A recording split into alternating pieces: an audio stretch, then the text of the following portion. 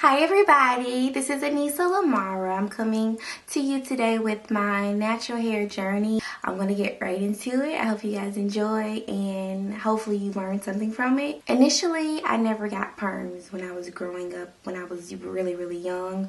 My mom kept my hair pressed with, the really hot comb that would get you in the back of your neck. Yeah, not fun. Or my hair would stay braided or it would stay in plaits, and I had really thick hair, like down my back, really thick and very frizzy. It wasn't until I was maybe 8 or 9 that my aunt one day was just like, you know what, we're gonna put a just for me relaxer in your hair. And I loved it. I had never seen my hair that straight. I had never seen the full length of my hair.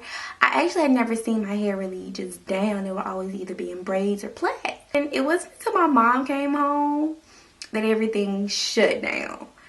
She was like, well, a few years later, maybe my 7th grade year in middle school, that the same aunt actually gave me another perm, but this time I was a little bit older. I got tired of my hair being so fluffy and frizzy and just all over the place. So I was like, I really need my hair done. I remember the wraps. You get the roller set and then you take it down and then you wrap it and then you unwrap it and you just have this head full of body and movement and curls. It was still fairly healthy after getting the relaxer in, and I just embraced it. She would only put perms in my hair maybe every 4 to 5 months, or maybe a little bit closer if there was like an event. I told you my hair was frizzy. For some reason, the components in the relaxers just couldn't dig deep enough to tame the frizz in my hair. I had begged my mom to let me get a semi-permanent color. I remember telling her in 8th grade, like, Mom, let me get the color in my hair. Let me get the color in my hair. So I got Jazzing's Cherry Cola. I actually got it in 9th grade initially. But 10th grade is when I got my hair cut in layers for the first time, and he also did the color. So my hair was laid. It had so much body. It was bone straight, but it still had a lot of movement to it. I get to school, the first place I go is the bathroom. Now, ladies, y'all know that when you get to school, you want to make sure your hair is still right from riding on the bus. So I get to the bathroom and my freaking hair is like out to here.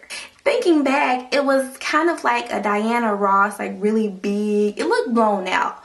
My hair was already, it would change colors in the sun. So my hair, even though I would get colors when it would grow out, my hair was very sandy, brownish.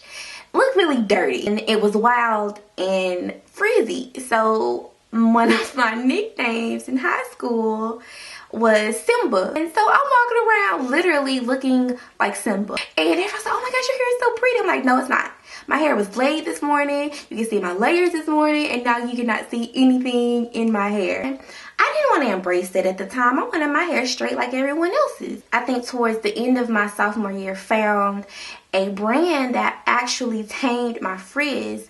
The only thing is that that brand was very strong. When I was in high school and in middle school, I would, play with my hair, do different things to my hair, even against my mom's and my grandma's wishes. But I've always wanted to know what I could do with my hair. So when I moved to Maryland, I did go to a hairstylist, and the way they had their prices set up and the way they had, I just didn't like it. I just figured out how to do it on my own. And in doing so, I learned how to do a relaxer, and eventually I learned how to do my own hair color. I was brave enough to put a permanent color in my hair. Big mistake. Now at that point, my hair had grown back from the layers that I had cut in 10th grade. I noticed that it was a little bit straighter because of the new relaxer that I had found before I had moved there, and it was starting to get a little bit brittle because I was putting the relaxer in a little bit too often, and I will follow it up with a hair color.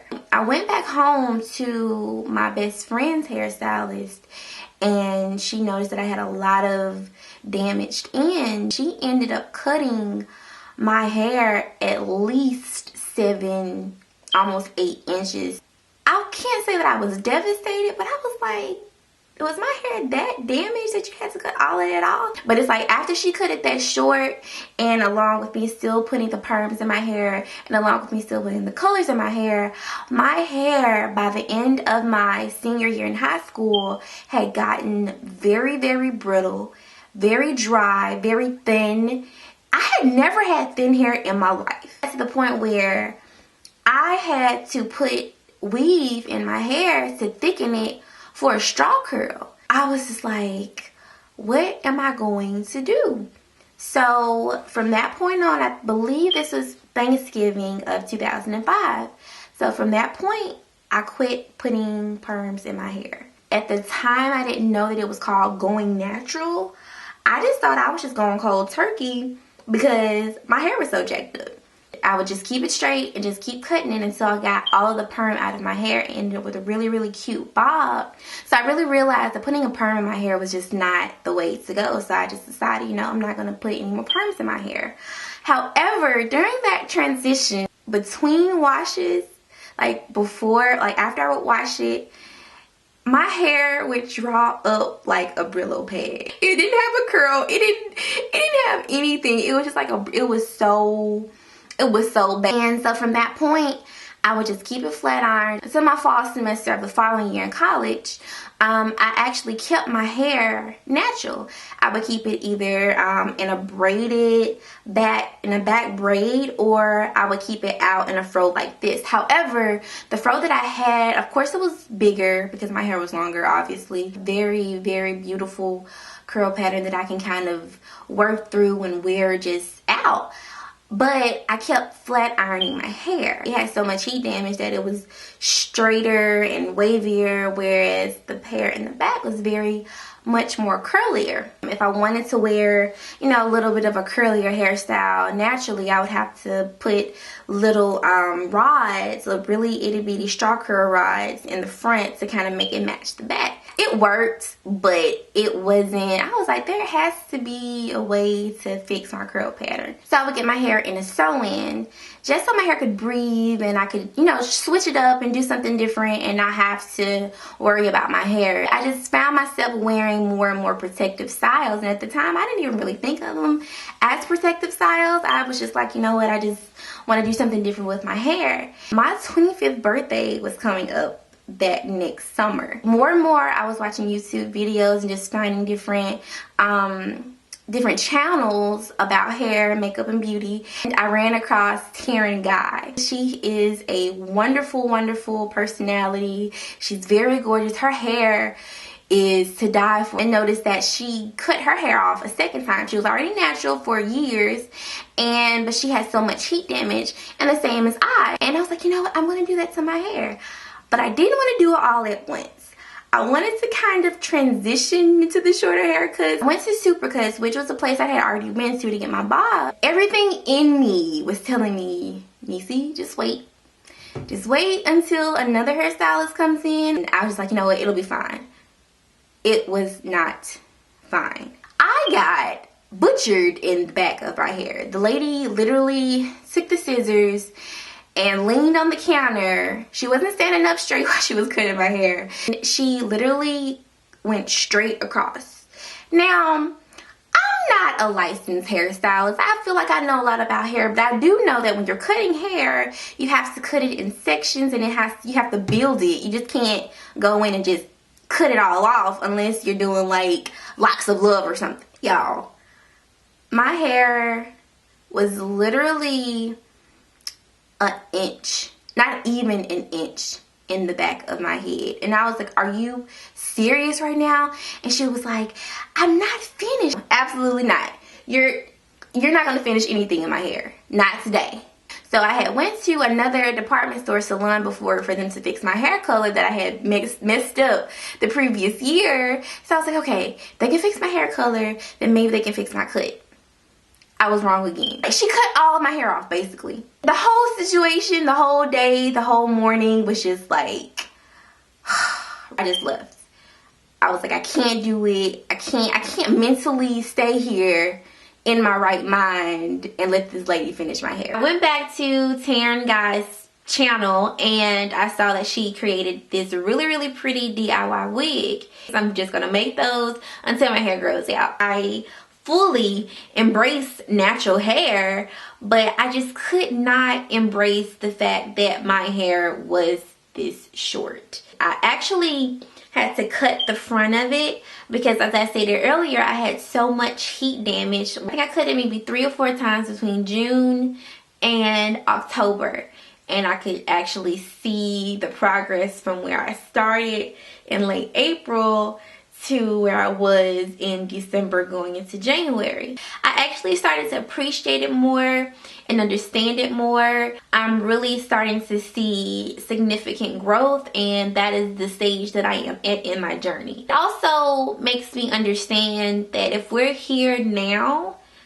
where we will be in 5 years or 10 years. You know, now it's to the point where it's not like you throwing shade and looking at this girl like, oh, who she thinks she is. Now we're coming up to each other and telling each other that we're gorgeous. I love your hair. You're so beautiful. What do you use? And chasing people down the street. There are women who think that having a hair color in your hair is considered natural and, you know, that we're fronting, but it's not a front. I mean, of course, wearing a hair color is a chemical, but it is not like a relaxer that changes the formation of the natural state of your hair. Every single woman of every single race and ethnicity changes their hair color. I don't feel like you should put someone in a box or, you know, well, since you're natural, you don't need a hair color. Oh, we should have the freedom to choose however we want to wear our hair.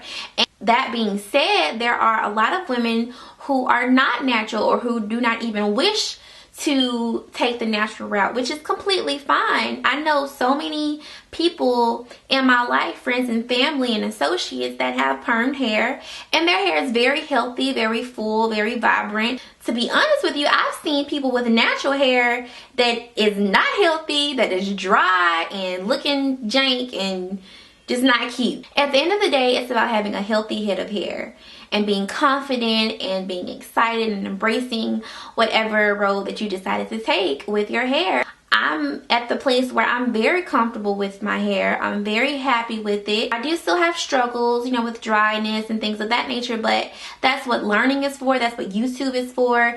That's what sharing experience is for. And that's what trial and error is for, to learn what works and what doesn't work. Of course, I think that we really should put into perspective that there are women who don't have this opportunity to grow and experiment with it. They don't have hair. You know, my grandmother died of breast cancer, and she had to wear a wig, not because she was trying to choose a different option, but because she didn't have any options. So you have to be grateful in the place that you are in. It's a big deal in how it's bringing us together, but at the same time, it's still a very superficial thing, and we should just take it and just be free with it and just have fun with it. Shameless Maya says, do you, boo. Do you, boo. And I completely agree. Do what makes you happy with your head, because at the end of the day, that is your head that you have to wear that hair on, and you have to be happy with it. That's pretty much the gist of what I have experienced in my journey and the things I have learned in my journey. I would love to hear your journeys and to see what you did and what challenges you faced. As always, please rate, comment, and subscribe. See you guys later. Peace. Taking a journey to